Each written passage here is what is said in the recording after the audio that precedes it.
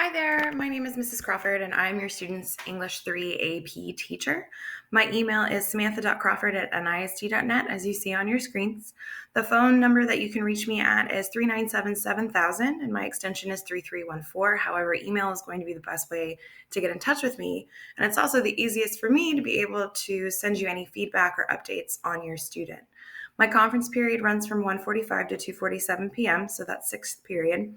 And my tutoring schedule every week would be Tuesday, 8:10 to 8:55 a.m., and Thursdays from 5 to 6. And the links to my tutoring, as well as any other English 3 AP/dual credit teachers tutoring, can be found in the welcome folder on my Schoology page.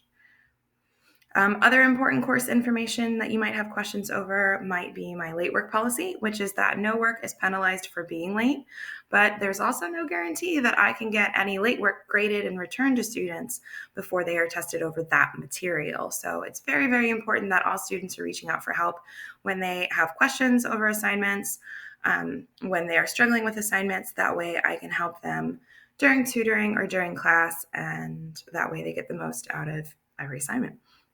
The grade weights for English are 40% for formative or daily grade assignments, 60% for summative or test grade assignments. My retest, reteach policy is that all students must conference during tutoring hours over any major grade writing pieces. And so in AP, that would include time writes, that includes any fully processed essays that we may end up writing throughout the year. It also includes any short answer responses that we write, and they just had one on their test this past Friday.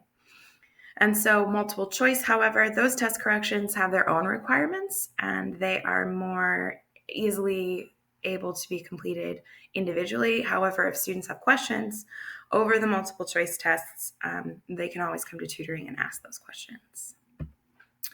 That said, I look forward to working with you and your student, as I already have been.